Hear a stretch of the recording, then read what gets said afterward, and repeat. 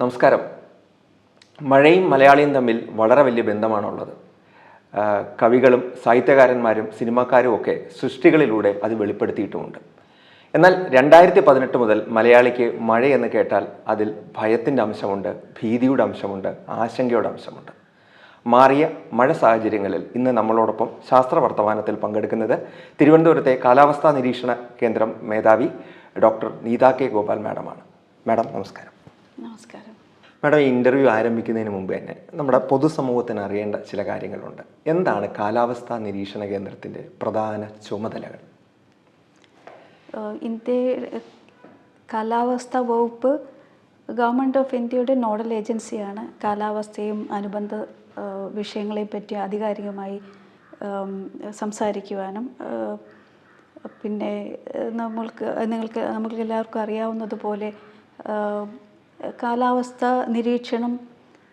നിരീക്ഷണത്തിൽ നിന്നും വരുന്ന അനുമാനങ്ങൾ ഉപയോഗിച്ച് നമ്മൾക്ക് അപകടകരമായ രീതികളിൽ എന്തെങ്കിലും അവസ്ഥയോ മഴയോ ചൂടോ കാറ്റോ തണുപ്പോ ചക്രവാതങ്ങളൊക്കെ ഉണ്ടാകുന്നുണ്ടെങ്കിൽ അതിനെപ്പറ്റി പൊതുസമൂഹത്തിനെയും അലേർട്ടുകളും വാർണിങ്ങുകളും ഇഷ്യൂ ചെയ്യുക എന്നുള്ളതാണ് ഒരു പ്രധാനപ്പെട്ട ഉത്തരവാദിത്വം എന്ന് പറയുന്നത്.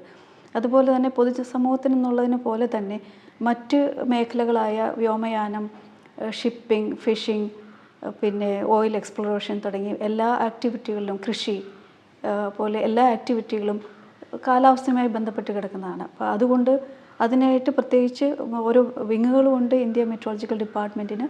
അങ്ങനെ സ്പെഷ്യലൈസ്ഡ് ആയിട്ടുള്ള ഫോക്കാസ്റ്റുകൾ കൊടുക്കാനായിട്ട് ഒറ്റ വാക്യത്തിൽ പറയുവാണെങ്കിൽ weather warning, issuing weather warning alerts based on the monitoring of weather over the country and the neighbouring oceans എന്നാണ് ഇംഗ്ലീഷിൽ പറയുക. അല്ലെങ്കിൽ നമ്മൾ ഇന്ത്യ ഉപഭൂഖണ്ഡത്തിൽ കരയിലും കടലിലും ഉണ്ടാകുന്ന വ്യതിയാനങ്ങൾ നിരീക്ഷിച്ച് അതിനനുസരിച്ചിട്ടുള്ള വാർണിംഗ് അലേർട്ടുകളോ അല്ലെങ്കിൽ ജാഗ്രതാ നിർദ്ദേശങ്ങളും കൊടുക്കുക എന്നുള്ളതാണ് കാലാവസ്ഥാ വകുപ്പിൻ്റെ ഏറ്റവും പ്രധാനപ്പെട്ട കടമ. പിന്നെ അനുബന്ധമായിട്ട് പിന്നെ പറയാവുന്നത് ഈ നമ്മളുടെ ഒബ്സർവേഷനുകളെല്ലാം റെക്കോർഡ് ചെയ്യുക, അത് നമുക്ക് പിന്നീടുള്ള വിശകലനങ്ങൾക്കും അല്ലെങ്കിൽ നമ്മളുടെ ഗവേഷണങ്ങൾക്കൊക്കെ ആയിട്ട് ഈ ഡാറ്റ സ്റ്റോർ ചെയ്യുക. ക്ലൈമറ്റോളജി എന്ന് പറയുന്ന ഒരു ശാസ്ത്ര വിഭാഗം കൂടിയുണ്ട്. അതായത് നമ്മുടെ ഒരു സ്ഥലത്തെ കാലാവസ്ഥ എന്ന് നമ്മൾ പൊതുവെ പറയുന്നത് ആ സ്ഥലത്തെ ക്ലൈമറ്റ് എന്ന് പറഞ്ഞിട്ടാണ്. നമ്മൾ ഈ ദൈനംദിന ജീവിതത്തിൽ നമ്മൾ അനുഭവപ്പെടുന്നത് കാലാവസ്ഥ എന്ന് പറയുന്നത് നമ്മൾ വെതർ എന്നാണ് പറയുന്നത്. അത് വെതർ ഫോക്കാസ്റ്റും ക്ലൈമറ്റ് ഫോക്കാസ്റ്റും എന്നുള്ള രണ്ട് അർത്ഥവ്യത്യാസമുണ്ട്.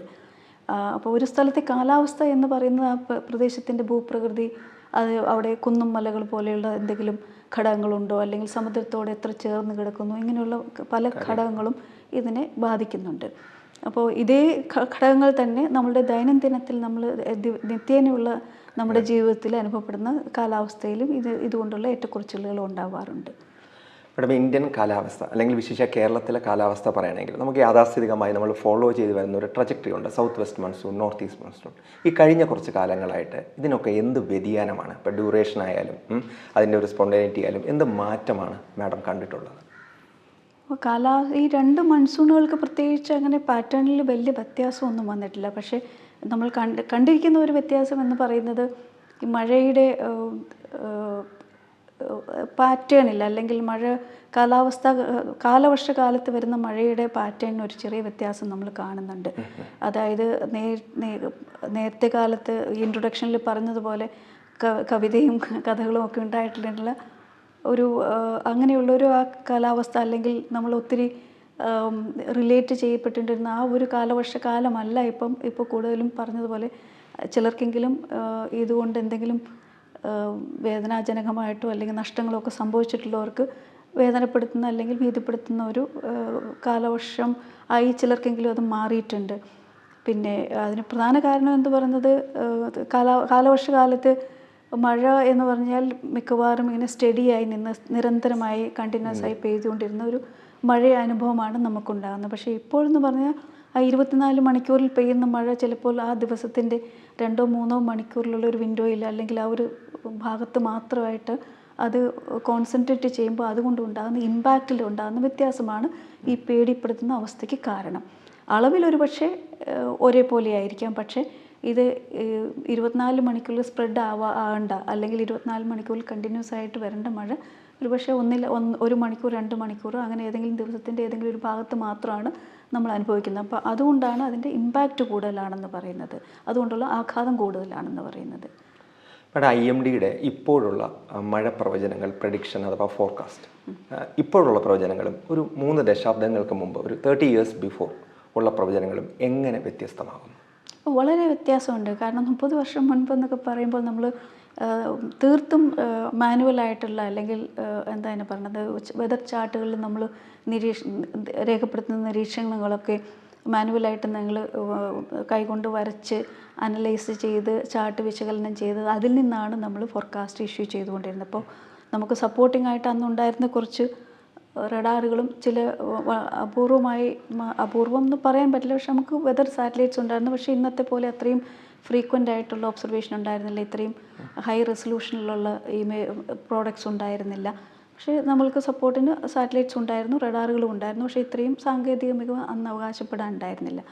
ഇപ്പോൾ അത് ഈ മാനുവലായിട്ട് നമ്മൾ അനലൈസ് ചെയ്യുന്നതിന് പകരം നമ്മൾക്ക് നമ്മുടെ സാങ്കേതിക വളർച്ചയിൽ വന്നിട്ടുള്ള വ്യത്യാസം, ഇന്ത്യ മെട്രോളജിക്കൽ ഡിപ്പാർട്ട്മെൻറ്റ്, ഇപ്പോൾ അതിന് ഇന്ത്യ മെട്രോളജിക്കൽ ഡിപ്പാർട്ട്മെൻറ്റ് എന്ന് മുഴുവൻ പറയാൻ പറ്റില്ല, മിനിസ്ട്രി ഓഫ് എർത്ത് സയൻസ് എന്ന് പറഞ്ഞ മിനിസ്ട്രിയുടെ അണ്ടറിലാണ് ഇപ്പോൾ IMD ഉള്ളത്. അപ്പോൾ മിനിസ്ട്രി ഓഫ് എർത്ത് സയൻസിന് ഇങ്ങനെയുള്ള computation capabilities, communication, advanced communication facilities എല്ലാം വന്നതുകൊണ്ട് നമ്മൾക്ക് ഈ ന്യൂമറിക്കൽ വെതർ മോഡൽസ് റൺ ചെയ്യാനുള്ള സൗകര്യം വന്നതുകൊണ്ട് ഈ അനാലിസിസും അല്ലെങ്കിൽ വിശകലനങ്ങളൊക്കെ കമ്പ്യൂട്ടറൈസ്ഡ് ആക്കിയതുകൊണ്ടും, ഇപ്പോൾ നേരത്തെ ആണെങ്കിൽ 2-3 ദിവസത്തെ ഫോർകാസ്റ്റാണ് നമ്മൾ ഇഷ്യൂ ചെയ്യുന്നുണ്ട്. ഇപ്പോൾ അത് മാറി നമുക്ക് 7 ദിവസത്തെ ഫോർകാസ്റ്റ് ഇഷ്യൂ ചെയ്യാൻ പറ്റുന്നുണ്ട്. സൈക്ലോണൊക്കെ ആണെങ്കിൽ പോലും ഒരുപക്ഷെ ചില സമയങ്ങളിലെങ്കിലും 10 ദിവസം മുൻപേ നമുക്ക് അതിനെപ്പറ്റി ഇൻഫർമേഷൻ പറയാനുണ്ട്. അപ്പോൾ അങ്ങനെ നോക്കുമ്പോൾ നമ്മൾക്ക് നമ്മളുടെ ആക്യുറസിയിലുള്ള വ്യത്യാസമുണ്ട്, പ്രോഡക്ട്സിൻ്റെ എണ്ണത്തിൽ വ്യത്യാസമുണ്ട്, അത് ഇഷ്യൂ ചെയ്യുന്ന ഫ്രീക്വൻസിയിൽ വ്യത്യാസമുണ്ട്, പിന്നെ യൂസർ സ്പെസിഫിക്, അതായത് ഏതെങ്കിലും ഒരു പ്രത്യേക വിഭാഗത്തിനെ ലക്ഷ്യം വെച്ചുള്ള വേറെ ചില സ്പെഷ്യലൈസ്ഡ് ഫോർകാസ്റ്റുകളുണ്ട്. അപ്പോൾ അങ്ങനെ തരത്തിലും അതിൻ്റെ കൃത്യതയിലുമൊക്കെ വ്യത്യാസം ഒത്തിരി വന്നിട്ടുണ്ട്, ധാരാളം. 30 വർഷം എന്ന് പറഞ്ഞാൽ എനിക്ക് 25 വർഷമായി ഞാൻ ജോലി ചെയ്തിട്ട്. അപ്പോൾ എനിക്ക് നേരിട്ട് ഈ പ്രോസസ്സിൽ കൂടി എല്ലാം ഈ ഇതിൻ്റെ ഡെവലപ്മെൻറ്റ് ഫേസസിൽ കൂടി പോയിട്ടുള്ള ഒരാളായതുകൊണ്ടാണ് എനിക്ക് അങ്ങനെ കൃത്യമായിട്ട് പറയാൻ പറ്റുന്നത്. ഈ സാങ്കേതിക മികവ് നമ്മൾ, അല്ലെങ്കിൽ സാങ്കേതിക നൈപുണ്യം നമ്മൾ കൈവരിച്ചിട്ടും ഈ പ്രഡിക്ഷൻ പലപ്പോഴും പാളുന്നതായിട്ട് പൊതുസമൂഹത്തിന് അഭിപ്രായം വരാറുണ്ട്. അതായത് പ്രഡിക്ഷൻ ഇന്ന് മഴ പെയ്യുമെന്ന് പറഞ്ഞാൽ അന്ന് പെയ്യാറില്ല. അപ്പോൾ ഈ പ്രഡിക്ഷനിൽ ഉണ്ടാകുന്ന എറർ, തെറ്റുകൾ, അതിനെ എങ്ങനെ മാഡം റിലേറ്റ് ചെയ്യും? അന്ന് ഇപ്പോൾ പറഞ്ഞാൽ ഇന്ന് മഴ പെയ്യുമെന്ന് പറഞ്ഞാൽ ഇന്ന് പെയ്യില്ല എന്ന് പറഞ്ഞത് അത്ര മോശം സ്ഥിതിയിലല്ല നമ്മളിപ്പോൾ. ഇപ്പോൾ നമുക്ക് നമ്മളുടെ കൃത്യത വളരെ കൂടിയിട്ടുണ്ട്.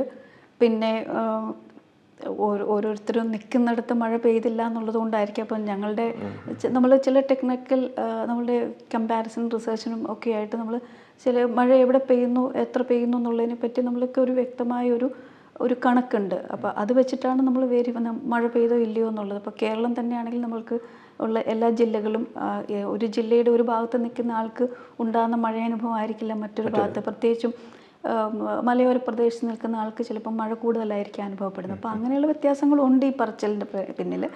അല്ലാതെയാണെങ്കിൽ നമ്മളുടെ കാലാവസ്ഥയുടെ ആക്യുറസിയൊക്കെ വളരെ ഗണ്യമായിട്ട് കൂടിയിട്ടുണ്ട്. അപ്പോൾ ആ ഒരു അവസ്ഥയിൽ നമ്മൾ ഒത്തിരി മുന്നോട്ട് പോയിട്ടുണ്ട്. ഇപ്പോൾ എനിക്ക് തോന്നുന്നു അങ്ങനെ ഒരു റെഫറൻസ് പോലും ആവശ്യമാണോ എന്ന് തോന്നാറുണ്ട്.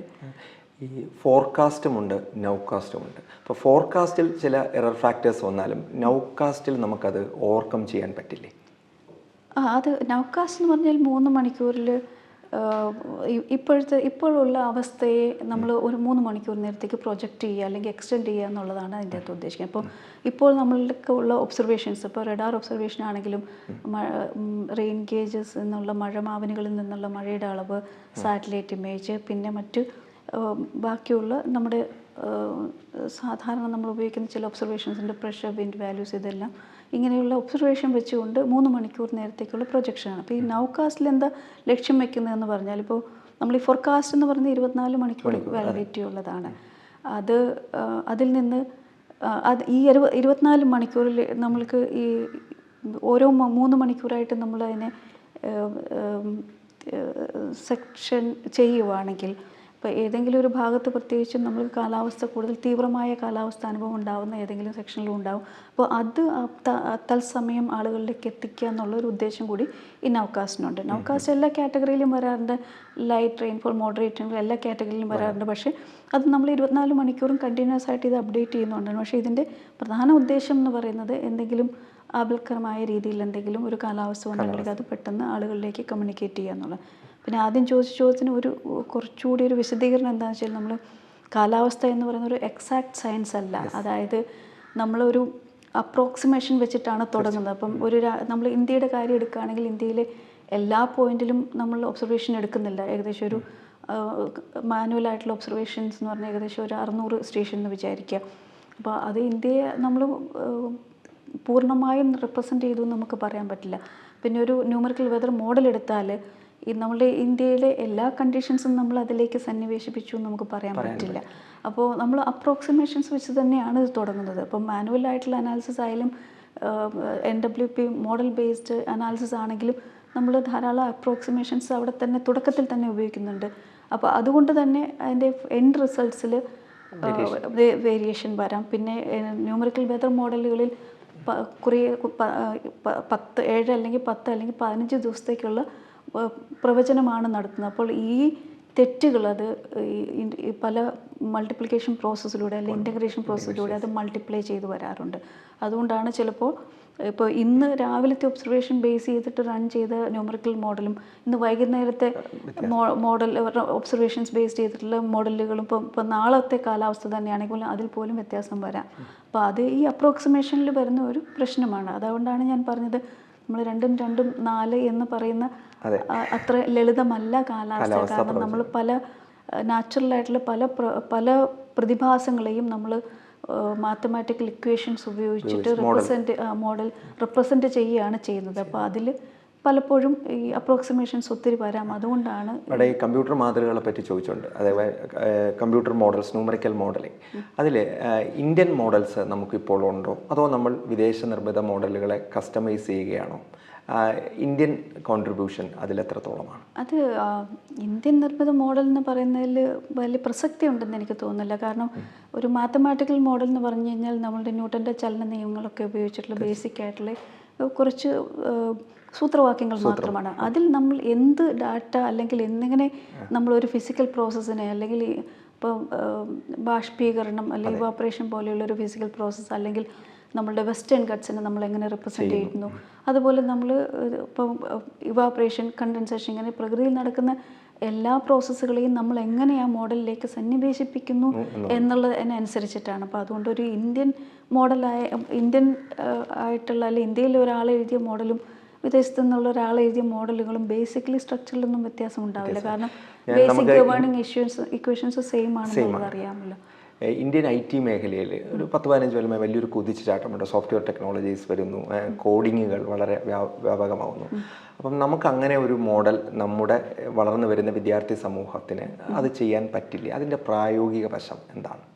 അപ്പോൾ അതിന് എനിക്ക് തോന്നുന്നു അതിലൊന്നും, കാരണം ഈ മോഡൽ എഴുതുന്ന മോഡലേഴ്സ് ആരും മീറ്ററോളജിസ്റ്റുകളല്ല, ചിലരെങ്കിലും ആയിരിക്കാം. പക്ഷേ അതിലൊന്നും ഒരു പ്രശ്നമില്ല. പക്ഷേ ഇതിലേക്ക് മീറ്ററോളജി എന്ന് പറയുന്ന സയൻസ് എങ്ങനെ നമ്മൾ ഇൻകോർപ്പറേറ്റ് ചെയ്യുന്നു എന്നുള്ളതിലാണ്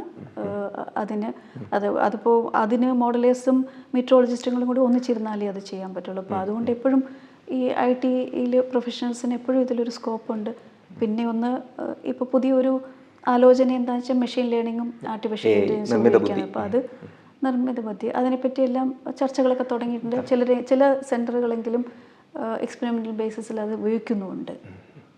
ഇവിടെ ഈ കാലാവസ്ഥ പ്രവചനം നമ്മൾ നടത്തുമ്പോൾ ഇപ്പോൾ കമ്പ്യൂട്ടർ മോഡൽസ് ആണെങ്കിലും അതിൽ പ്രാദേശികമായിട്ടുള്ള പാരാമീറ്റേഴ്സ് നമ്മളതിൽ ഉൾപ്പെടുത്താറുണ്ട്. ഇപ്പോൾ കേരളത്തിൻ്റെ തെക്കൻ കേരളവും വടക്കൻ കേരളവും എടുക്കുകയാണെങ്കിൽ അതിൽ പ്രാദേശിക പാരാമീറ്റർക്ക് ഒരു നിർണായക ശക്തി ഉണ്ടാകും. അത് ഈ മോഡലുകളിൽ ഇൻകോർപ്പറേറ്റ് ചെയ്യാൻ അല്ലെങ്കിൽ ഉൾക്കൊള്ളിക്കാൻ നമുക്ക് സാധിക്കുന്നുണ്ടോ? അതിന് പ്രാദേശിക മോഡൽ എന്ന് പറഞ്ഞാൽ റീജിയണൽ മോഡലുകളാണെങ്കിൽ അതിന് അത്രയും സ്കോപ്പ് ഉണ്ടാവില്ല. കാരണം നമ്മൾ അല്ലെങ്കിൽ അത് കേരളത്തിന് മാത്രമല്ല, എന്തെങ്കിലും ഒരു മിസോ സ്കെയിൽ മോഡലോ അങ്ങനെ എന്തെങ്കിലും ചെയ്യാൻ പറ്റുള്ളൂ. കാരണം അത്രയ്ക്കും ഹൈലി എന്താ പറയുക സ്പേഷ്യൽ റെസൊല്യൂഷൻ കൂടുതലുള്ള മോഡലുകളൊക്കെ ഉപയോഗിക്കുക എന്ന് പറയുമ്പോൾ ഒരു സംസ്ഥാനത്തിന് വേണ്ടിയോ അല്ലെങ്കിൽ ഏതെങ്കിലും ഒരു പ്രത്യേക ഒരു നഗരപ്രദേശത്തിന് വേണ്ടിയോ അങ്ങനെയൊക്കെ ചെയ്യുമ്പോഴേ ഉള്ളൂ നമുക്ക് അത്രയും പിന്നെ അതിനനുസരിച്ചിട്ടുള്ള ഇൻപുട്ട് കൊടുക്കാനുള്ള ഡാറ്റയും നമുക്ക് വേണം. അപ്പോൾ നമ്മൾ ബാക്കിയുള്ള പാരാമീറ്റേഴ്സൊക്കെ ചെയ്ത് കഴിഞ്ഞാലും അതിന് ഇൻപുട്ട് കൊടുക്കാനുള്ള അതുപോലെയുള്ള ഡാറ്റയും ഉണ്ടാവണം. അപ്പോൾ നമ്മൾ IMDയെ സംബന്ധിച്ചോളം ഇത് ഇന്ത്യയുടെ മൊത്തം കാലാവസ്ഥയെ നമ്മൾ നിരീക്ഷിക്കണം എന്നുള്ളതുകൊണ്ട് ചില ത്രസ്റ്റ് ഏരിയകളൊക്കെ ഉണ്ടാവാം എന്നുള്ളതല്ലാതെ നമ്മൾക്ക് എല്ലാവരെയും ഒന്നിച്ചു കൊണ്ടുപോകുന്നൊരു പ്ലാറ്റ്ഫോം ആയിരിക്കണമല്ലോ എപ്പോഴും ആലോചിക്കേണ്ടിയിരിക്കുന്നത്. അതുപോലെ തന്നെ മാഡം ഈ മേഘങ്ങളിലുണ്ടാകുന്ന പരിണാമങ്ങൾ അത് കൃത്യമായി രേഖപ്പെടുത്താറുണ്ടോ, അടയാളപ്പെടുത്തി അത് മോഡലുകളിൽ സന്നിവേശിപ്പിക്കാൻ നമുക്ക് കഴിയാറുണ്ടോ? അത് ഇതെല്ലാം ഞാൻ ആദ്യമേ പറഞ്ഞ പോലെ ഒരു അപ്രോക്സിമേഷൻസ് തന്നെ പല സ്കീമുകളുണ്ട്. ഓരോ ക്ലൗഡുകൾ എങ്ങനെയാണ് ക്ലൗഡിൻ്റെ എങ്ങനെ സൂര്യപ്രകാശത്തെ അത് തടഞ്ഞു നിർത്തുന്നു, എങ്ങനെ തിരിച്ച് പ്രതിഫലിപ്പിക്കുന്നു തൊട്ട് എല്ലാ കാര്യങ്ങളും ഒരു സ്ഥലത്തിൻ്റെ, കാരണം കാലാവസ്ഥ എന്ന് പറയുന്നത് നമുക്ക് കിട്ടുന്ന സൂര്യപ്രകാശത്തിൻ്റെ അളവിനെ അനുസരിച്ചിട്ടാണ് എല്ലാം തീരുമാനിക്കപ്പെടുന്നത്. അതിൽ എന്ത് വ്യത്യാസം വന്നു കഴിഞ്ഞാലും കാലാവസ്ഥയെ അത് ബാധിക്കാം. അപ്പോൾ ക്ലൗഡ് എന്ന് പറഞ്ഞു കഴിഞ്ഞാൽ വളരെ പെട്ടെന്ന് രൂപം കൊള്ളുകയും മാഞ്ഞു പോവുകയൊക്കെ ചെയ്യുന്ന ഒരു കാര്യമാണ്. അപ്പോൾ അതിനെ എത്ര കൃത്യതയോടെ നമ്മൾക്ക് റെപ്രസെൻ്റ് ചെയ്യാൻ പറ്റും എന്നുള്ളതിനനുസരിച്ചിട്ടാണ്. അപ്പം ലോകത്തിൽ പല പരീക്ഷണങ്ങളും ഒക്കെ നടത്തിയതിന് ശേഷം അംഗീകരിക്കപ്പെട്ട ചില സ്കീമുകളുണ്ട്. ചില അതിന് പാരാമീറ്ററൈസേഷൻ സ്കീം എന്നാണ് പറയുന്നത്. അപ്പോൾ അത് തന്നെയാണ് നമ്മളും ഉപയോഗിക്കുന്നത്. അപ്പോൾ അതിൽ അടിസ്ഥാനപരമായ വലിയ വ്യത്യാസങ്ങളൊന്നും ഉണ്ടാവുമെന്ന് തോന്നുന്നില്ല. പണ്ടൊക്കെ കാലാവസ്ഥാ നിരീക്ഷണ കേന്ദ്രവും നമുക്ക് മാധ്യമങ്ങളും പത്രമാധ്യമങ്ങൾ പിന്നീട് ദൃശ്യമാധ്യമങ്ങൾ വന്നു. ഇന്നിപ്പോൾ സാമൂഹിക മാധ്യമങ്ങളും കൂടിയുണ്ട്. ഒരു മഴ പെയ്താൽ തന്നെ ഗവൺമെൻറ് മിഷനറിയും എല്ലാവരും വിമർശന വിധേയമാകുന്ന ഒരു കാലഘട്ടം കൂടിയാണ്. അപ്പോൾ ഈ അടുത്ത കാലത്തൊക്കെ ഒരു പ്രൈവറ്റ് വെതർ പ്രഡിക്ഷൻ ഗ്രൂപ്പ്സ് അവരവരുടെ സമൂഹ മാധ്യമ പേജുകളിലൂടെ ചില പ്രഡിക്ഷൻസ് കൊടുക്കുന്നു. അതിൻ്റെ ഓതൻറ്റിസിറ്റി എത്രത്തോളമാണ്? ഇപ്പോൾ ചിലർ പറയാറുണ്ട് അത് കൃത്യതയുള്ളതാണ്, സർക്കാരിനെക്കാളും എന്നൊക്കെ പറയാറുണ്ട്. അതിൻ്റെ നിജസ്ഥിതി യാഥാർത്ഥ്യം എന്താണ് വേണം? യാഥാർത്ഥ്യം എന്ന് പറഞ്ഞു കഴിഞ്ഞാൽ IMDയുടെയും അതുപോലെ മറ്റ് നാഷണൽ ഏജൻസികളുടെയും പ്രോഡക്ട്സ് മാത്രമേ ഞങ്ങൾ റെഫർ ചെയ്യാറുള്ളൂ. അറ്റ്ലീസ്റ്റ് പേഴ്സണലി ഞാൻ ബാക്കിയുള്ള പ്രൈവറ്റ് വെതർ ഫോർകാസ്റ്റുകളൊന്നും ഞാൻ ശ്രദ്ധിക്കാറില്ല. അത് ഓരോരുത്തരുടെ സ്വാതന്ത്ര്യം, സർക്കാർ അതിനെ അനുവദിക്കുന്നിടത്തോളം കാലം അവർക്ക് ചെയ്യാവുന്ന കാര്യങ്ങളേ ഉള്ളൂ. അത് ഗവൺമെൻറ് ഇൻസ്ട്രുമെൻറ്റേഷൻ തന്നിലുള്ള ഡേറ്റ അല്ലേ അവരും ഉപയോഗിക്കുന്നത്? നോക്കൂ, IMD നോഡൽ ഏജൻസി എന്ന നിലയ്ക്ക് ഏറ്റവും കൂടുതൽ ഇൻഫർമേഷനും ഡാറ്റയും എല്ലാം അവൈലബിൾ ആയിട്ടുള്ള ഒരു ഏജൻസിയാണ് ഇന്ത്യ മെട്രോളജിക്കൽ ഡിപ്പാർട്ട്മെൻറ്റ്. അപ്പോൾ ഒബ്സർവേഷൻ മുഴുവനും ഇന്ത്യ മെട്രോളജിക്കൽ ഡിപ്പാർട്ട്മെൻറ്റ് ആണെന്ന് പറയാം. ഇപ്പോൾ സാറ്റലൈറ്റ് ആവട്ടെ, റഡാർ ആവട്ടെ, ബാക്കിയുള്ള സർഫസ് ഒബ്സർവേഷൻസ് ആവട്ടെ, എന്താവട്ടെ. അപ്പോൾ അത് ഞങ്ങൾക്ക് എപ്പോഴും ഒരു അഡ്വാൻറ്റേജ് എന്ന് പറഞ്ഞാൽ നമ്മൾ ഒരിക്കലും ഈ ന്യൂമറിക്കൽ വെതർ പ്രഡിക്ഷൻ മോഡലിൽ നിന്ന് വരുന്ന ഔട്ട്പുട്ട് മാത്രം ഉപയോഗിച്ചിട്ടല്ല ഞങ്ങൾ ചെയ്യുന്നത്. ഞങ്ങൾക്ക് എപ്പോഴും ആക്ച്വൽ ഒബ്സർവേഷൻസിൻ്റെ സപ്പോർട്ട് ഉണ്ടാവും. ഞങ്ങളുടെ സ്വന്തം ചാർട്ടുകളും അനാലിസിസുകളും എല്ലാം ഞങ്ങളുടെ ഒരു തീരുമാനത്തെ സ്വാധീനിക്കുന്നുണ്ട്. ഇപ്പോഴും ഒരിക്കലും നമ്മൾ NWP പ്രോഡക്ട്സ് മാത്രം ഉപയോഗിച്ചിട്ടല്ല നമ്മുടെ ഫൈനൽ ഫോർകാസ്റ്റ് എന്ന് പറയുന്നത്. അതൊരു ഗൈഡൻസ് മാത്രമാണ് ഞങ്ങൾക്ക്. അപ്പോൾ അതുകൊണ്ട് ഈ ചാർട്ട്സും അനാലിസിസും ഇതൊക്കെയുള്ള അതുകൊണ്ട് എനിക്കറിയില്ല അവരുടെ റിസോഴ്സസ് എന്തൊക്കെയാണെന്നുള്ളത്. അപ്പോൾ അതിനെക്കൊണ്ട് എനിക്കതിനെപ്പറ്റി അവരുടെ ആക്വസിയെ പറ്റിയോ അല്ലെങ്കിൽ അതിനെപ്പറ്റി ആധികാരികമായിട്ടൊന്നും പറയാൻ പറ്റില്ല. പക്ഷേ IMDക്കുള്ള അഡ്വാൻറ്റേജസ് ഇതൊക്കെയാണ്. മറ്റ് നാഷണൽ ഏജൻസികളുമായിട്ടും മറ്റ് റിസർച്ച് ഗ്രൂപ്പുകളുമായിട്ടും ഒക്കെ ടൈപ്പ് ഉണ്ട്. പ്രോഡക്ട്സ് എക്സ്ചേഞ്ച് ഉണ്ട്, ടൂൾസ് ഉണ്ട്, ഇങ്ങനെയുള്ള എക്സ്ചേഞ്ചുകളൊക്കെ ഉണ്ട്. അപ്പം റിസോഴ്സസ് ഒത്തിരി ഉള്ളത് IMDയുടെയാണ്. അപ്പം ബേസിക് ഡാറ്റ സെറ്റ് അല്ലെങ്കിൽ റിസോഴ്സസ് എന്ന് പറയുന്നത് എപ്പോഴും IMDയുടെ ആയതുകൊണ്ട് ബാക്കിയുള്ളവർ അത് ഉപയോഗിക്കുന്നതാണ്. അപ്പം IMDയിലെ ഫോർകാസ്റ്റേഴ്സിനെ എനിക്കറിയില്ല, ഞങ്ങളൊക്കെ ഒത്തിരി പറഞ്ഞതുപോലെ ഇതെല്ലാം ചെയ്തും കണ്ടും പഠിച്ചിട്ട് തന്നെ ഈ ജോലി ചെയ്യുന്നവരാണ് ഞാൻ. അപ്പോൾ അതുകൊണ്ട് അവരുടെ ജോലി നോക്കട്ടെ, ഞങ്ങളുടെ ജോലി നോക്കുന്നു എന്നേ പറയാനുള്ളൂ. നമ്മുടെ നാട്ടിൽ മഴ കൂടിയാലും കുറഞ്ഞാലും ശരാശരി മലയാളി പറയുന്ന ഒരു വാചകമുണ്ട്, കാലാവസ്ഥാ വ്യതിയാനം അഥവാ ക്ലൈമറ്റ് എക്സ്ട്രീംസ്. മാഡം ഇതിനോട് എങ്ങനെ പ്രതികരിക്കുന്നു? ഇപ്പോൾ ഒരു ദിവസം മഴ കൂടിയാലും പറയും കാലാവസ്ഥാ വ്യതിയാനമാണ് എന്ന് പറയും. അപ്പോൾ എല്ലാം കാലാവസ്ഥാ വ്യതിയാനത്തിൽ അർപ്പിക്കുക എന്നൊരു സ്ഥിതിവിശേഷത്തിലേക്ക് കേരളം എത്തിയിട്ടുണ്ടോ? അത് സത്യമാണോ? കാലാവസ്ഥാ വ്യതിയാനം ഉണ്ട് എന്നുള്ളത് നമ്മൾ കുറച്ചൊക്കെ നമ്മുടെ അനുഭവത്തിൽ നിന്ന് മനസ്സിലാകുന്നുണ്ട്. പിന്നെ ഈ പറഞ്ഞു വരുന്ന ഈ ക്ലൈമറ്റ് ചേഞ്ചും ക്ലൈമറ്റ് എക്സ്ട്രീംസും തമ്മിൽ രണ്ട് വ്യത്യാസമുണ്ട്. ക്ലൈമറ്റ് എക്സ്ട്രീംസ് എന്നും ഉണ്ടായിരുന്നു. ക്ലൈമറ്റ് ചേഞ്ച് എന്ന് പറഞ്ഞാൽ ഇന്നത്തെ അവസ്ഥയിൽ നിന്ന് വേറൊരു അവസ്ഥയിലേക്ക് പോകുന്നതിനാണ് നമ്മൾ ക്ലൈമറ്റ് ചേഞ്ച് എന്ന് പറയുക. അപ്പോൾ ഇന്ന് ഒരു സ്ഥലത്തിൻ്റെ പ്രത്യേകിച്ച് ഏതെങ്കിലും ഒരു സ്ഥലത്തിൻ്റെ കാലാവസ്ഥ കുറേയേറെ വർഷങ്ങൾക്ക് ശേഷം വേറൊരു അവസ്ഥയിലേക്ക് മാറുകയാണെങ്കിൽ അതിന് ക്ലൈമറ്റ് ചേഞ്ച് എന്ന് പറയാം. അതല്ലാതെ ഇപ്പോൾ നടന്നുകൊണ്ടിരിക്കുന്ന ഈ കാലാവസ്ഥയിൽ എന്തെങ്കിലും എക്സ്ട്രീം ഇവൻറ്റ്സ്, അതായത് തീവ്രമായിട്ടുള്ള എന്തെങ്കിലും ഉണ്ടായിക്കഴിഞ്ഞാൽ അതിനെയാണ് ക്ലൈമറ്റ് എക്സ്ട്രീംസ് എന്ന് പറയുന്നത്. ഇപ്പോൾ ക്ലൈമറ്റ് എക്സ്ട്രീംസ് എന്നും ഉണ്ടാകുമായിരുന്നു. ഇപ്പോൾ കാലാവസ്ഥാ വ്യതിയാനം കൊണ്ട്, പിന്നെ കാലാവസ്ഥാ വ്യതിയാനം വീണ്ടും വേറൊരു വാക്കാണ്. ഇതിലുള്ള ചെറിയ ചെറിയ വ്യത്യാസങ്ങളെ നമ്മൾ കാലാവസ്ഥ, അപ്പോൾ ഒരവസ്ഥയിൽ നിന്ന് വേറൊരവസ്ഥയിലേക്ക് മാറുന്നതിന് ക്ലൈമറ്റ് ചേഞ്ച് എന്നും, ഇപ്പോഴത്തെ അവസ്ഥയിലുണ്ടാകുന്ന ചെറിയ വ്യതിയാനങ്ങളെ കാലാവസ്ഥാ വ്യതിയാനമെന്നും, പിന്നെ അതിലുണ്ടാകുന്ന തീവ്രമായ കാലാവസ്ഥയെ ക്ലൈമറ്റ് എക്സ്ട്രീംസ്, ഇങ്ങനെയാണ് നമ്മൾ ഡിഫൈൻ ചെയ്യുന്നത്. അപ്പോൾ ഈ കാലാവസ്ഥാ വ്യതിയാനം കൊണ്ടുണ്ടാകുന്ന ക്ലൈമറ്റ് എക്സ്ട്രീം, ഇപ്പോഴത്തെ ഗ്ലോബൽ വാർമിംഗ് ഒക്കെ ഒരു കാരണമാണ്. കൂടുതൽ മഴ, കൂടുതൽ ചൂട് കൂടുന്നതിനനുസരിച്ച് ഇവാപറേഷൻ കൂടും, അപ്പോൾ അതിനനുസരിച്ച് മഴ കൂടും. അപ്പോൾ അതുപോലെ തന്നെ ആ ഒരു ഫ്ലഡ് ലേക്ക് സിറ്റുവേഷൻ ഉണ്ടാവാം. അതിന് തൊട്ടടുത്ത് തന്നെ ഇതുപോലെ ചൂട് കൂടുതലുണ്ട്, കൂടുതൽ ഇവാപറേഷൻ കൊണ്ടും ഡ്രൗട്ട് ലേക്ക് സിറ്റുവേഷൻ വരാം. ഇതെല്ലാം ഒന്നിച്ച് വരാം. അപ്പോൾ ഇങ്ങനെയുള്ള ഈ ക്ലൈമറ്റ് എക്സ്ട്രീംസ് ഉണ്ടാകുന്നതിൻ്റെ ഫ്രീക്വൻസി കൂടി, അതാണ് ഇപ്പോൾ നമ്മൾ കണ്ടുവരുന്നത്. ഇപ്പോൾ അനാലിസിസുകളൊക്കെ അതങ്ങനെ സൂചിപ്പിക്കുന്നുണ്ട്. പിന്നെ കാലാവസ്ഥ മാറി എന്ന് പറഞ്ഞാൽ എപ്പോഴും ഓരോരുത്തരും എൻ്റെ കാലാവസ്ഥയായിരിക്കണം എന്നല്ല വേറൊരാളുടെ കാലാവസ്ഥ അനുഭവം എന്ന് പറയുന്നത്. അല്ലാതെ കേരളത്തിൽ അത് മാറിയോ എന്ന് ചോദിച്ചു കഴിഞ്ഞാൽ നമ്മളുടെ അനുഭവത്തിൽ നിന്ന് മനസ്സിലാകുന്ന ഇങ്ങനെയുള്ള ക്ലൈമറ്റ് എക്സ്ട്രീംസിൻ്റെ ഫ്രീക്വൻസി കുറച്ച് കൂടിയിട്ടുണ്ടെന്നുള്ളതാണ്. പ്രത്യേകിച്ച് കേരളത്തിൻ്റെ കാലാവസ്ഥ എന്ന് പറയുമ്പോൾ നമ്മൾ മഴയെ പറ്റിയാണല്ലോ എപ്പോഴും പറയുക. ഇങ്ങനെയുള്ള ഹെവി റെയിൻഫോൾ എപ്പിസോഡ്സ് കുറച്ച് സ്റ്റാറ്റിസ്റ്റിക്കലി അങ്ങനെ പ്രൂവ് ചെയ്തിട്ടില്ല. 2018 വരെയുള്ള ഡാറ്റ അനലൈസ് ചെയ്യുമ്പോൾ ഹെവി റെയിൻഫോൾ ഇവൻറ്റ്സിൽ അങ്ങനെ വലിയ വർധനയൊന്നും വന്നിട്ടില്ല. അതായത് സ്റ്റാറ്റിസ്റ്റിക്കലി സിഗ്നിഫിക്കൻ്റ് ആയിട്ടുള്ള വർധനവൊന്നും കണ്ടിട്ടില്ല. പക്ഷേ ഈ അടുത്ത വർഷങ്ങളിലുണ്ടായ മഴയിലൊക്കെ ഈ പറയുന്ന പോലെ ഹൈ ഇമ്പാക്റ്റ് വെതർ അല്ലെങ്കിൽ റെയിൻഫോൾ ഉണ്ടായിട്ടുള്ളതാണ് നമ്മുടെ അനുഭവം. അപ്പോൾ അതിനെപ്പറ്റിയുള്ള പഠനങ്ങൾ കുറച്ചു കാലം കഴിഞ്ഞ് വന്നു കഴിഞ്ഞാലേ ഉള്ളൂ ആധികാരികമായിട്ട് നമുക്കതിനെപ്പറ്റി പറയാൻ പറ്റുള്ളൂ. ഈ കാലാവസ്ഥാ വ്യതിയാനം പറയും പോലെ തന്നെ ഒരു ദിവസമൊക്കെ മഴ ലോങ് ഡ്യൂറേഷൻ സ്പെൽസ് ആയാലും അല്ലെങ്കിൽ ഷോർട്ട് ഡ്യൂറേഷൻ സ്പെൽസൊക്കെ വന്നാലും നമ്മൾ ഇപ്പോൾ പറയുന്ന ഒരു പുതു വാക്കാണ് മേഘവിസ്ഫോടനം. ശാസ്ത്രജ്ഞരൊക്കെ പറയുന്നതിന് മുമ്പ് ദൃശ്യമാധ്യമങ്ങളും എല്ലാവരും അത് പറയാറുണ്ട്. ഈ മേഘവിസ്ഫോടനം അതിനെപ്പറ്റി ഒന്ന് വിശദീകരിക്കാൻ വേണം. ഒരു വർഷത്തിൽ അതിന് എന്തെങ്കിലും ഒരു പ്രത്യേക തരം ക്രൈറ്റീരിയ ഫ്രീക്വൻസി ഉണ്ടോ? അങ്ങനെ എന്തെങ്കിലും ഉണ്ടോ? മേഘവിസ്ഫോടനം എന്ന് പറയുന്നത് ഒരു മണിക്കൂറിൽ 10 സെൻറ്റിമീറ്റർ കൂടുതൽ മഴ പെയ്തു കഴിഞ്ഞാൽ ആ മഴയുടെ ഇൻറ്റൻസിറ്റി അല്ലെങ്കിൽ മഴയുടെ ശക്തിയെ സൂചിപ്പിക്കാൻ ഉപയോഗിക്കുന്ന ഒരു വാക്ക് മാത്രമാണ് മേഘവിസ്ഫോടനം അല്ലെങ്കിൽ ക്ലൗഡ് ബേസ്റ്റ്. അതൊരു പ്രത്യേകിച്ച് വേറൊരു കാലാവസ്ഥ പ്രതിഭാസമല്ല. ഇപ്പോൾ നമുക്ക് ചുറ്റും സംഭവിച്ചുകൊണ്ടിരിക്കുന്ന മഴയിൽ ഏതെങ്കിലും ഒരു സ്ഥലത്ത് 10 സെൻറ്റിമീറ്റർ കൂടുതൽ മഴ ഒരു മണിക്കൂറിൽ പെയ്താൽ അതിന് നമ്മൾ മേഘവിസ്ഫോടനം എന്ന്, ഇത് നേരത്തെ തന്നെ ഉള്ളൊരു ടെർമിനോളജിയാണ്. കൂടുതലായിട്ട് ഇപ്പോഴായിരിക്കും ഡിസ്കഷനിലൊക്കെ വന്നത്, അതുകൊണ്ടായിരിക്കാം അതിന് ഒരു എന്താ പറയുക ഒരു വിസിബിലിറ്റി കൂടുതൽ. 9.5 വന്നാലും നമ്മളത് മേഘവിസ്ഫോടനമായിട്ട് പറയും. അത് നമ്മൾ എന്താ പറയുക ചില കാറ്റഗറൈസേഷന് വേണ്ടിയിട്ട് ഇപ്പോൾ നമ്മൾ 3 മുതൽ 6 മാസം വരെ പ്രായമുള്ള കുട്ടി എന്ന് പറഞ്ഞാൽ 6 മാസം ഒരു ദിവസം കഴിഞ്ഞ് കഴിഞ്ഞാൽ ആ കുട്ടിക്ക് അത് കണ്ടിന്യൂസ് പ്രോസസ്സാണ് എന്ന് പറയുന്നല്ലോ. നമ്മൾക്ക് നമ്മളുടെ വിശകലനങ്ങൾക്കും അനാലിസിസിനും ഒക്കെ ആയിട്ട് ഒരു തരംതിരിക്കലിൻ്റെ ആവശ്യമുണ്ട്. അപ്പം എത്ര മഴ, ഇപ്പോൾ light rain, moderate rain, intense rain, very intense rain, അങ്ങനെ പോയി ക്ലൗഡ് ബേസ്റ്റ് ആണ് ലാസ്റ്റ് കാറ്റഗറി അതിൻ്റെ അകത്ത് വരുന്നത്. അത് ഒരു മണിക്കൂറിൽ പെയ്യുന്ന മഴയുടെ അതിൻ്റെ റെയിൻ റേറ്റ് അല്ലെങ്കിൽ റെയിൻഫോൾ ഇൻറ്റൻസിറ്റിക്ക് വേണ്ടിയിട്ടാണ്. നമ്മൾ 24 മണിക്കൂർ പെയ്യുന്ന മഴയുടെ കാര്യമല്ല നമ്മൾ പറയുന്നത്.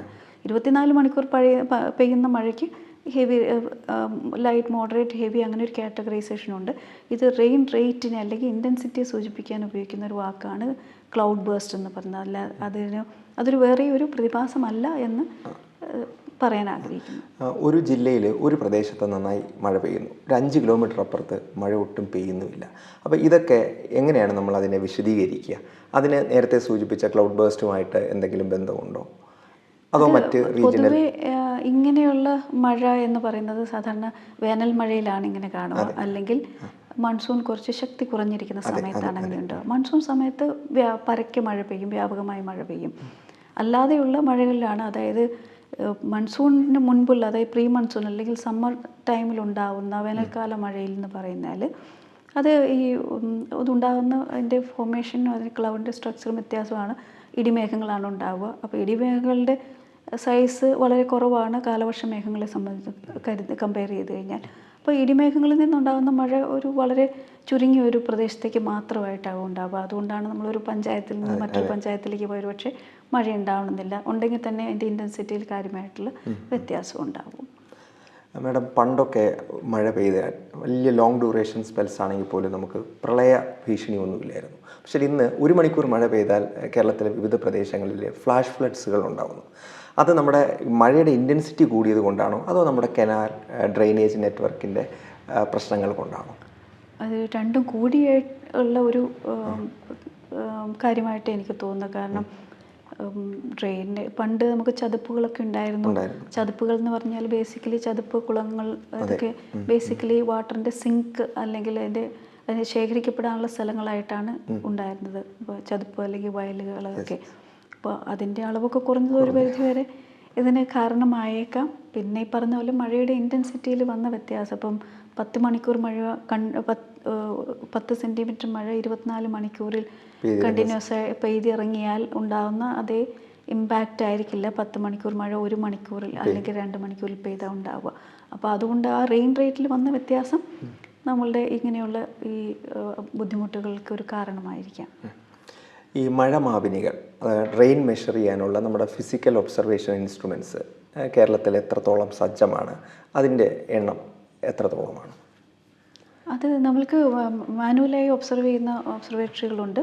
അതുകൂടാതെ ഏകദേശം ഇപ്പോൾ 130-നടുത്ത് ഓട്ടോമാറ്റിക്കായിട്ടുള്ള വെതർ സ്റ്റേഷൻസ് അതിൽ റെയിൻ ഗേജസും ഉണ്ട്. ഓട്ടോമാറ്റിക് റെയിൻ ഗേജ് ഉണ്ട്, അല്ലാതെ ഓട്ടോമാറ്റിക് വെതർ സ്റ്റേഷൻസ് ഉണ്ട്, അതിലും റെയിൻ ഗേജുകളുണ്ട്. അപ്പോൾ കേരളത്തിൻ്റെ നെറ്റ്വർക്ക് കുറച്ച് വളരെ ഡെൻസ് നെറ്റ്വർക്കാണെന്ന് പറയാം മറ്റ് സംസ്ഥാനങ്ങളെ വെച്ച് നോക്കുമ്പോൾ. അത് നമ്മുടെ ഈ 2016 പ്രളയത്തിന് ശേഷം ചെയ്ത ഒരു സ്പെഷ്യൽ പ്രോജക്റ്റ് കൊണ്ടാണ് നമ്മൾക്ക് അത്രയും മഴമാപിനികളുണ്ടായത്. ഈ മേഘവിസ്ഫോടനമൊക്കെ നമുക്ക് റഡാർ പ്രഡിക്ഷനിലൂടെ നമുക്കത് മുൻകൂട്ടി ഒരു 5 മണിക്കൂർ മുൻപെങ്കിലും അത് കണ്ടെത്താൻ കഴിയുമോ? അതിൻ്റെ സാങ്കേതിക വശം എന്താണ് വേണം? ഇല്ല, അത് ഓൾറെഡി നടന്നുകൊണ്ടിരിക്കുന്ന ഒരു വെതർ സിസ്റ്റത്തിൽ അല്ലെങ്കിൽ ഒരു റെയിൻ പ്രോസസ്സിൽ ഉണ്ടാവുന്ന ചെറിയ വ്യതിയാനങ്ങളാണ്. അത് 5 മണിക്കൂർ മുൻകൂട്ടിയൊക്കെ പറയാന്ന് പറഞ്ഞാൽ ഇതുവരെ ലോകത്തിലുള്ള എല്ലാ കാലാവസ്ഥ ഏജൻസികൾക്കും ഇതുവരെ ആർക്കും കൃത്യമായി ഇത്രയും നേരത്തെ മുൻകൂട്ടി പ്രവചിക്കാൻ പറ്റിയിട്ടില്ലെന്ന് തന്നെയാണ് പ്രവചിക്കാൻ ഏറ്റവും ബുദ്ധിമുട്ടുള്ള ഒരു കാര്യമായിട്ടാണ് ക്ലൗഡ് ബസ്റ്റിനെ പറയുന്നത്. നമ്മളൊരു റഡാറിലാണെങ്കിൽ പോലും റഡാർ എന്ന് പറയുന്നത് എന്താണ്? ഓൾറെഡി സംഭവിച്ചുകൊണ്ടിരിക്കുന്ന അല്ലെങ്കിൽ എക്സിസ്റ്റിംഗ് ആയിട്ടുള്ള ഒരു ക്ലൗഡിനെ നമ്മൾ അനലൈസ് ചെയ്യുകയാണ് റഡാർ സ്കാനിങ്ങിലൂടെ ചെയ്യുന്നത്. അപ്പം നടന്നുകൊണ്ടിരിക്കുന്ന ഒരു കാര്യത്തെ നമുക്ക് റഡാറിൽ കൂടി പറയാൻ പറ്റുള്ളൂ. റഡാർ നമ്മൾ ഒരിക്കലും പ്രവചനത്തിന് ഉപയോഗിക്കുന്നതല്ല, മോണിറ്ററിങ്ങിന് ഉപയോഗിക്കുന്ന ഒരു സംവിധാനമാണ്. അപ്പോൾ അതുകൊണ്ട് ഇപ്പോൾ ക്ലൗഡ് ബേസ്ഡ് അങ്ങനെ തന്നെ ചിലപ്പോൾ പ്രവചിക്കാൻ പറ്റിയില്ല. പക്ഷേ നമ്മൾക്ക് ഒരു ഇൻറ്റൻസ് റെയിൻഫോൾ എപ്പിസോഡ് ആണോ ഇല്ലയോ എന്നുള്ളത് നമുക്ക് ഐഡൻറ്റിഫൈ ചെയ്യാൻ പറ്റും. പക്ഷേ എക്സാക്ട്ലി അത് ക്ലൗഡ് ബേസ്ഡ് ആണ് എന്ന് നമുക്ക് കൃത്യമായിട്ട് പറയാൻ പരിമിതികളുണ്ട്. മാഡം, ഞാനൊക്കെ സ്കൂളിൽ പഠിക്കുന്ന സമയത്ത് ദൂരദർശനിലാണ് ഒരു വാർത്തയുള്ളത് 7 മണി തൊട്ട് 7:30 വരെ. അത് 7:20 ആകുമ്പോൾ കാലാവസ്ഥയിലേക്ക് സ്വിച്ച് ഓൺ ചെയ്യും. എന്നിട്ട് കാലാവസ്ഥയെപ്പറ്റി തിരുവനന്തപുരം, കൊച്ചി, കോഴിക്കോട് എന്ന രീതിയിൽ പറയും. എന്നാൽ ഇന്ന് ദൃശ്യമാധ്യമങ്ങളും സമൂഹ മാധ്യമങ്ങളും ഒക്കെ വന്നപ്പോൾ വാർത്താ വിസ്ഫോടനങ്ങൾ സംഭവിച്ചുകൊണ്ടിരിക്കുകയാണ്. അപ്പോൾ ഒരു ശരാശരി മലയാളിക്ക് ഈ കാലാവസ്ഥാ വാർത്ത എപ്പോഴാണ്, ഏത് ചാനലിൽ, ഏത് സ്ലോട്ടിലാണ് വരുന്നതെന്ന് അറിയാൻ പറ്റാതെ വരുന്നൊരു സാഹചര്യമുണ്ട്. അപ്പോൾ ഈ കാലാവസ്ഥാ നിരീക്ഷണങ്ങളും അല്ലെങ്കിൽ സർക്കാർ പുറപ്പെടുവിക്കുന്ന കാലാവസ്ഥാ നിർദ്ദേശങ്ങളും ജനങ്ങളിൽ നിന്ന് അകന്നു പോകുന്നതായി മാഡത്തിന് തോന്നിയിട്ടുണ്ടോ? ഇല്ല, കാരണം അന്ന് നമുക്ക് ലിമിറ്റഡ് ആയിട്ടുള്ള റിസോഴ്സസ് മീഡിയ ഒക്കെ ഉണ്ടായിരുന്നുള്ളൂ. പക്ഷേ എനിക്ക് തോന്നുന്നു ഇപ്പം പ്രത്യേകിച്ചും ഈ ഓഖിയും പ്രളയം എല്ലാം കഴിഞ്ഞതിന് ശേഷം എല്ലാ മീഡിയയും അങ്ങനെ എന്തെങ്കിലും അലേർട്ടുകൾ ഉണ്ടെങ്കിൽ വളരെ കൃത്യമായിട്ട് തന്നെ അതെല്ലാം ദൈനംദിന അലർട്ടുകൾ ഉൾപ്പെടെ ചെയ്യാറുണ്ട്. പിന്നെ അന്നൊക്കെ കാലാവസ്ഥ എന്ന് പറഞ്ഞു കഴിഞ്ഞാൽ കൂടിയ താപനില, കുറഞ്ഞ താപനില, രേഖപ്പെടുത്തിയ മഴ, ഇതിനപ്പുറത്തേക്ക് ആരും ഒന്നും പറയാറുണ്ട്. പക്ഷേ ഇന്നിപ്പോൾ അങ്ങനെയല്ല. റെയിൻഫോൾ എന്തെങ്കിലും ജില്ലാ തലത്തിലുള്ള അലേർട്ടുകളൊക്കെ ഉണ്ടെങ്കിൽ അതെല്ലാം കൃത്യമായിട്ട് എല്ലാ മീഡിയയും ചെയ്യാറുണ്ട്. പിന്നെ അതിൻ്റെ കൂടാതെ നമുക്കിപ്പോൾ MOESൻ്റെ മിനിസ്ട്രി ഓഫ് എർത്ത് സയൻസിൻ്റെ സ്വന്തമായിട്ടൊരു മോസം ആപ്പുണ്ട്. പിന്നെ നമ്മുടെ ഡിസാസ്റ്റർ മാനേജ്മെൻറ്റ് അതോറിറ്റികളുടെ മോസം ആപ്പ്, അവരുടെ സജീവ് എന്ന് പറഞ്ഞൊരു ആപ്പുണ്ട്. പിന്നെ KSDMA അവർ സ്വന്തമായിട്ട് SMS വഴി മെസ്സേജുകളൊക്കെ അയക്കും. അപ്പോൾ എന്തെങ്കിലും മുൻകരുതൽ എടുക്കേണ്ട കാര്യങ്ങളാണെങ്കിൽ അലേർട്ടുകളായിട്ട് എല്ലാവരുടെയും മൊബൈൽ ഫോണിൽ പോകുന്ന രീതിയിലേക്ക് അങ്ങനെ ഗവൺമെൻറ് തലത്തിൽ തന്നെ അങ്ങനെ ഒരു സംവിധാനമുണ്ട്. അതുകൊണ്ട് നമ്മൾക്ക് ആർക്കെങ്കിലും മുൻകരുതൽ കിട്ടാതെ പോവുക എന്നതിൻ്റെ സാധ്യത വളരെ കുറവാണ്. കാരണം ഇന്ന് മൊബൈൽ ഫോൺ മിക്കവാറും ഏകദേശം കണക്കുകൾ പ്രകാരം എനിക്ക് തോന്നുന്നു 90% ആളുകളുടെയും കയ്യിലൊരു SMS എങ്കിലും സ്വീകരിക്കാൻ സംവിധാനങ്ങളെ പറ്റി അവർ അവയറുമാണല്ലോ അല്ലേ? ആണ്. പിന്നെ ഈ മോസം ആപ്പൊക്കെ എന്താ പറയുക, ഇപ്പോൾ പല സെക്ടറുകൾക്ക് പല ആപ്പുകളായിരുന്നു ഉണ്ടായിരുന്നത്. അപ്പോൾ വളരെ അടുത്ത കാലത്താണ് അതെല്ലാം കൂടി ഏകീകൃതമായിട്ടുള്ളൊരു മോസം ആപ്പ് ഈ അടുത്താണ് ലോഞ്ച് ചെയ്തിട്ടുള്ളത്. അപ്പോൾ അതിൽ നമ്മൾ ലൊക്കേഷൻ ഓൺ ചെയ്തിടുവാണെങ്കിൽ നമുക്ക് ലൊക്കേഷനിലെ അന്നേരത്തെ അവസ്ഥയും അവിടുത്തെ കാലാവസ്ഥ പ്രവചനവും പിന്നെ എന്തെങ്കിലും അലേർട്ട് ഉണ്ടെങ്കിൽ അത് നമുക്ക് നോട്ടിഫിക്കേഷനായിട്ട് കിട്ടും. അതുപോലെ സജീദിലും നോട്ടിഫിക്കേഷനായിട്ട് വരാറുണ്ട്. അപ്പോൾ ഇങ്ങനെയുള്ള ആപ്പുകളും ഒക്കെ ഉപയോഗിക്കുകയാണെങ്കിൽ ഇപ്പോൾ നമ്മൾ യാത്രയിലാണെങ്കിലും ഇപ്പോൾ TV യോ അല്ലെങ്കിൽ റേഡിയോ ഒന്നും കേൾക്കാൻ സംവിധാനമില്ലെങ്കിലും നമ്മളൊരിക്കലും ഇതിൽ നിന്ന് നമുക്ക് അലേർട്ടുകൾ അല്ലെങ്കിൽ ഇതിനെപ്പറ്റി വിവരങ്ങൾ കിട്ടിക്കൊണ്ടേയിരിക്കും. പിന്നെ ഒരു കാര്യം കൂടി പറയാൻ ആഗ്രഹിക്കുന്നത് വെച്ചാൽ ലോക കാലാവസ്ഥാ സംഘടനയുടെ 2027 വരേക്കുള്ള ഒരു ടാർഗറ്റിലൊന്നാണ് ഏർലി വാർണിംഗ് ഫോർ ഓൾ എന്ന് പറയുന്നത്. അതായത് ഈ മുന്നൊരുക്കങ്ങൾ അല്ലെങ്കിൽ ഈ കാലാവസ്ഥ ജാഗ്രതാ നിർദ്ദേശങ്ങൾ എല്ലാവരിലേക്കും എത്തിക്കുക എന്നുള്ളതാണ് ഒരു പ്രധാനപ്പെട്ട ഒരു അജണ്ട ഐറ്റം തന്നെയാണ്. അപ്പോൾ അതിൻ്റെ ഭാഗമായിട്ട് പല പരിപാടികളും നടക്കുന്നുണ്ട്. അതിൻ്റെ ഭാഗമായിട്ടൊക്കെയാണ് ഈ പറയുന്ന മോസം ആപ്പ് പോലെയുള്ളതും പിന്നെ ബാക്കിയുള്ള എല്ലാ സോഷ്യൽ മീഡിയ പ്ലാറ്റ്ഫോം IMD ഉപയോഗിക്കുന്നുണ്ട്. അപ്പോൾ അത് ഇപ്പോൾ പ്രത്യേകിച്ചും യാത്രയിലോ അല്ലെങ്കിൽ ജോലി സ്ഥലത്തോ ഒക്കെ ഇരിക്കുന്നവരോ അല്ലെങ്കിൽ ഈ നമ്മൾ പരമ്പരാഗത മീഡിയകളൊന്നും ഉപയോഗിക്കാത്ത അവരൊക്കെ ഉദ്ദേശിച്ചുകൊണ്ടാണ് ഇങ്ങനെയുള്ള സോഷ്യൽ മീഡിയ വഴിയും ഇങ്ങനെ ഈ നിർദ്ദേശങ്ങളൊക്കെ കൊടുക്കുന്നത്. അപ്പോൾ അതുകൊണ്ട് അതിൻ്റെ മോഡ് ഓഫ് കമ്മ്യൂണിക്കേഷൻ മാറിയിട്ടുണ്ടാവും, അതിൻ്റെ രൂപം മാറിയിട്ടുണ്ടാവും, പക്ഷേ ഫലത്തിൽ എല്ലാവരിലേക്കും എത്താൻ നമ്മൾക്ക് മാക്സിമം പേരിലേക്ക് എത്താൻ പറ്റിയിട്ടുണ്ടെന്ന് തന്നെയാണ് വിശ്വാസം. ഈ ആകാശവാണിയിലൊക്കെ പണ്ട് രാവിലെ മഴ പെയ്യാനും പെയ്യാതിരിക്കാനും സാധ്യതയുണ്ട്, കടലിൽ പോകുന്ന മത്സ്യത്തൊഴിലാളികൾ ശ്രദ്ധിക്കുക. അപ്പോൾ ഈ ടെർമിനോളജിയൊക്കെ നിരന്തരം കേട്ട് ജനങ്ങൾക്കൊരു സീരിയസ് മോഡ് ഇല്ലാതാകുന്നു എന്ന അഭിപ്രായമുണ്ടോ മാഡം? ഇല്ല, അത് മത്സ്യത്തൊഴിലാളികൾക്കുള്ള മുൻകരുതൽ അല്ലെങ്കിൽ ആ സൂചന എന്ന് പറയുന്നത് പണ്ടും എനിക്ക് തോന്നുന്നു അത് വിശ്വസനീയമായ കാര്യം തന്നെയായിരുന്നു. കാരണം കടലിലെ കാലാവസ്ഥ കരയിലെ കാലാവസ്ഥയെ പോലെ അത്രയ്ക്കും വ്യതിയാനം ഉണ്ടാവുന്ന ഒന്നല്ല. കടലിൽ മൺസൂൺ ശക്തി പ്രാപിക്കുമ്പോഴോ അല്ലെങ്കിൽ അതുപോലെ എന്തെങ്കിലും ഉയർന്ന തിരമാലകൾ ഉണ്ടാകുന്ന അല്ലെങ്കിൽ ശക്തിയോടെ കാറ്റുണ്ടാകുന്ന ഏതെങ്കിലും ഒരു പ്രതിഭാസം ഉണ്ടാകുമ്പോഴാണ് നമ്മൾ സാധാരണഗതിയിൽ മീൻപിടുത്തക്കാർക്കുള്ള കാലാവസ്ഥ സൂചന കൊടുത്തുകൊണ്ടിരുന്നത്. അപ്പം അതിന് അന്നും ഇന്നും പ്രസക്തിയുണ്ട്. ഇന്ന് കുറച്ചുകൂടി എന്താ പറയുക അവയർനെസ് കൂടുതലാണ്. പിന്നെ അത് തെറ്റാനുള്ള സാധ്യത വളരെ കുറവാണ്. കാരണം കരയിലെ പോലെ ഞാൻ ആദ്യം സൂചിപ്പിച്ച പോലെ കരയിലെ കാലാവസ്ഥ പോലെ അത്രയധികം വ്യതിയാനം വരുന്ന ഒന്നല്ല കടലിലെ എന്ന് പറയുന്നത്. കാരണം തിരമാലകളൊക്കെ അത് ഉയർന്ന തിരമാലയും മറ്റുമൊക്കെ ഇപ്പോൾ ഒരു സൈക്ലോണിക് സ്റ്റോം ഉണ്ടായെന്ന് തന്നെ വിചാരിക്കുക. അപ്പോൾ അതുവഴി ഉണ്ടാകുന്ന ഉയർന്ന തിരമാലകളൊക്കെ കടലിൽ നിലനിൽക്കും. അത് ഒരു ദിവസം രാവിലെ ഉണ്ടായി വൈകുന്നേരം അതില്ലാതെയാവുന്നില്ല. സൈക്ലോണിക് സ്റ്റോം അത് അവസാനിച്ചു കഴിഞ്ഞാലും അതിൻ്റെ അത് ഉയർത്തിയ ഈ എന്താ പറയുക ഓളങ്ങൾ അല്ലെങ്കിൽ ഉയർന്ന തിരമാലകൾ അത് സൈക്ലോണിൻ്റെ ഡെത്തിന് ശേഷം അത് ഇമ്മീഡിയറ്റ് ആയിട്ട് അത് സബ്സൈഡ് ആവുന്നില്ല. പിന്നെയും ഏകദേശം ഒരു അര ദിവസമോ ഒരു ദിവസമോ വരെയൊക്കെ എടുക്കാം. അപ്പോൾ അത്രയും സ്റ്റേബിൾ ആയിട്ടുള്ളൊരു കണ്ടീഷനാണ് കടലിലുള്ളത്. അപ്പോൾ അങ്ങനെ വരുമ്പോൾ കാലാവസ്ഥാ സൂചന മീൻപിടുത്തക്കാർക്ക് പണ്ട് കൊടുത്തിരിക്കുന്നതും ഇന്ന് കൊടുത്തിരിക്കുന്നതും തന്നെ തമ്മിൽ അങ്ങനെ വലിയ കൃത്യതയിൽ വലിയ വ്യത്യാസമുണ്ടെന്ന് എനിക്ക് വിശ്വാസമില്ല. മേഡം, ഈ പ്രളയം ഉണ്ടായതിനു ശേഷം ഇപ്പോൾ മൊറീസ, മുംബൈ, തമിഴ്നാട് അവിടെയൊക്കെ ഒരു പ്രളയ മുന്നറിയിപ്പ് സംവിധാനം വന്നു. നമ്മൾ എത്ര ദൂരെയാണ് അതിൻ്റെ? അത് ദൂരെയാണെന്ന് വെച്ച് കഴിഞ്ഞാൽ അത് ചെയ്യേണ്ടത് കാലാവസ്ഥാ വകുപ്പ് ഒറ്റയ്ക്കല്ല എന്നുള്ളതുകൊണ്ട് അതറിയാമായിരിക്കുമല്ലോ. കാരണം മുംബൈയിലും ചെന്നൈയിലും ഒക്കെയുള്ള സിസ്റ്റം അവിടുത്തെ corporation, health department, revenue department, പിന്നെ നാഷണൽ വാട്ടർ കമ്മീഷൻ, ഇങ്ങനെ എല്ലാവരും കൂടി ചേർന്നിട്ടുള്ളൊരു സംയുക്തമായിട്ടുള്ളൊരു പ്രോജക്റ്റാണത്. അപ്പോൾ കേരളത്തിൽ അത് പ്രളയത്തിന് ശേഷം അങ്ങനെ ഒരു സൂചനയൊക്കെ ഉണ്ടായിരുന്നു. അങ്ങനെയുള്ള ഫ്ലഡ് ഫോർകാസ്റ്റിംഗ് മോഡൽസ് റൺ ചെയ്യാം അങ്ങനെയൊക്കെ പറഞ്ഞു. പക്ഷേ കേരള സർക്കാരിന് കൊടുത്ത വാഗ്ദാനങ്ങളിലൊന്നായിരുന്നു. അതിനെക്കുറിച്ച് ആധികാരികമായിട്ട് എനിക്കറിയില്ല. പക്ഷേ എന്തെങ്കിലും IMDക്ക് പ്രത്യേകിച്ച് ഇതുവരെ അങ്ങനെ ഒരു നിർദ്ദേശം കിട്ടിയിട്ടില്ല. എന്തെങ്കിലും ഒരു പ്രോജക്റ്റ് ഉണ്ടെന്നോ അല്ലെങ്കിൽ അതിൽ പാർട്ടിസിപ്പേറ്റ് ചെയ്യണമെന്നോ. ഭാവിയിൽ വേണമെങ്കിൽ IMD അത് ഏറ്റെടുത്തേക്കാം അല്ലേ മാഡം? ഏറ്റെടുത്തേക്കാന്ന് പറഞ്ഞാൽ ഞങ്ങൾക്ക് മാത്രമായിട്ട് ചെയ്യാൻ പറ്റുന്ന ഒരു കാര്യമല്ല. കാരണം ഒരു സ്ഥലത്തൊരു ഫ്ലഡ് ഉണ്ടാവുക അല്ലെങ്കിൽ ഇനൻഡേഷൻ ഉണ്ടാകുക എന്ന് പറഞ്ഞാൽ അതിന് പല ഘടകങ്ങളുണ്ട്. അപ്പോൾ ഐ എം ഡി കൈകാര്യം ചെയ്യുന്നത് അന്തരീക്ഷവും അന്തരീക്ഷത്തിൽ നിന്നുണ്ടാകുന്ന കാര്യങ്ങളും മാത്രമാണ്. അപ്പോൾ നമ്മളുടെ മാത്രം ഉത്തരവാദിത്തത്തിൽ വരുന്ന അല്ലാത്തത് കൊണ്ട് അത് അങ്ങനെ ഒരു കമ്മിറ്റ്മെൻറ്റ് പറയാൻ നമുക്ക് ഈ സമയത്ത് പറ്റില്ല. ഈ ഡിസാസ്റ്റർ മാനേജ്മെൻറ്റുമായി ബന്ധപ്പെട്ട് ഒരു പുതുതലമുറയെ നമ്മൾ സജ്ജരാക്കുന്നതിൽ നമ്മുടെ പാഠ്യപദ്ധതികൾ, സിലബസുകൾ എത്രത്തോളം സജ്ജമാണ് മാഡത്തിൻ്റെ വ്യക്തിപരമായ അഭിപ്രായത്തിൽ? സ്കൂളുമായിട്ട് വലിയ ബന്ധമില്ല, അതൊന്ന്. പിന്നെ ഞങ്ങളൊന്നും സ്കൂളിൽ പോയ കാലത്തെ പോലെയല്ല. ഇപ്പോൾ കാലാവസ്ഥ ഉണ്ടാകുന്നതിനെ പറ്റിയൊക്കെ സ്കൂളിൽ ബേസിക് ആയിട്ടുള്ള ഒരു ഐഡിയെങ്കിലും കൊടുക്കുന്നുണ്ട്. ചില സ്കൂളുകളെങ്കിലും കാലാവസ്ഥ മാപിനികളൊക്കെ വർഷമാപിനികളൊക്കെ വെച്ചിട്ടുണ്ട്, അല്ലെങ്കിൽ കാലാവസ്ഥ സ്റ്റേഷനുകൾ വെച്ചിട്ടുണ്ട്. അപ്പോൾ അതുകൊണ്ട് കുട്ടികൾക്കുള്ള അവയർനെസ് കൂടുന്നു. അപ്പോൾ അതൊന്ന്. പിന്നെ രണ്ടാമത് ഈ കാലാവസ്ഥ പ്രവചനത്തെ പറ്റി പഠിപ്പിച്ചില്ലെങ്കിലും ഇങ്ങനെയുള്ള ഈ ഡിസാസ്റ്റേഴ്സ് ആയിട്ടുള്ള വെതർ ഇവൻറ്റ്സ് ഏതൊക്കെയാണ് നമ്മൾ ഉണ്ടാവുന്നത്, അത് വന്നു കഴിഞ്ഞാൽ അതിന് അനുസരിച്ചുള്ള എന്തെല്ലാം ജാഗ്രതാ നിർദ്ദേശങ്ങൾ കിട്ടുമ്പോൾ എന്തെല്ലാം നമ്മൾ ചെയ്യണം, ഇങ്ങനെയുള്ള കാര്യങ്ങളെ പറ്റിയൊക്കെ സ്കൂളുകളിൽ പറഞ്ഞു കൊടുത്താൽ നന്നായിരിക്കും. ഒരു അവയർനെസ് കൂടിയ ഒരു ജനറേഷൻ ഉണ്ടാവും.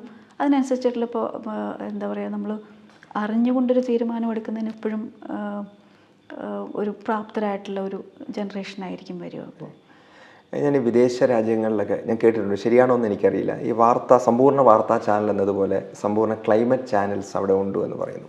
നമ്മുടെ നാട്ടിൽ അതിൻ്റെ ഒരു ആവശ്യകത ഉണ്ടോ? എന്നാൽ അതിൻ്റെ നിലനിൽപ്പ് എങ്ങനെയായിരിക്കും മാഡം? അങ്ങനെയുള്ള ആലോചനകളൊക്കെ ഉണ്ടായിരുന്നു, ചെറിയ രീതിയിലുള്ള പ്രവർത്തനമൊക്കെ ഉണ്ടായിരുന്നു. പക്ഷേ ഇപ്പം എനിക്ക് അതിന് നേരിട്ട് ബന്ധമില്ലാത്തതുകൊണ്ട് അത് ഏത് സ്റ്റേജിലാണ് എങ്ങനെയാണെന്ന് എനിക്ക് പറയാൻ ഇപ്പോൾ സാധിക്കില്ല. ഓക്കെ മാഡം, ഇനിയുള്ള വർഷങ്ങളിൽ IMDയുടെ ഫ്യൂച്ചർ ഗോൾസ് അഥവാ മൈൽ സ്റ്റോൺസ് ഒന്ന് വിവരിക്കാമോ?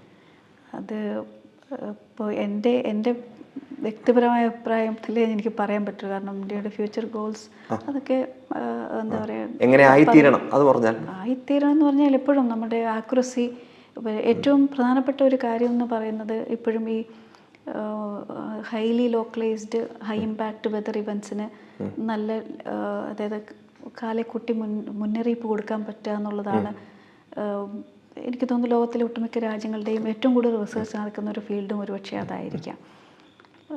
കാരണം ഒരു പ്രദേശത്തെ മാത്രം ബാധിക്കുന്ന ഇമ്പാക്റ്റ് കൂടിയ ഒരു വെതർ ഇവൻറ്റിന് ഫോർകാസ്റ്റ് ഇപ്പോൾ മുന്നൊരുക്കങ്ങൾ നടത്താൻ വേണ്ടി അത്രയും നമുക്ക് നോട്ടീസ് പീരീഡ് കിട്ടുന്ന രീതിയിലുള്ള ഒരു ഫോർകാസ്റ്റ് എന്ന് പറഞ്ഞാൽ ഒരുപക്ഷെ അതായിരിക്കാം എല്ലാവരുടെയും ലക്ഷ്യങ്ങളിലൊന്ന്.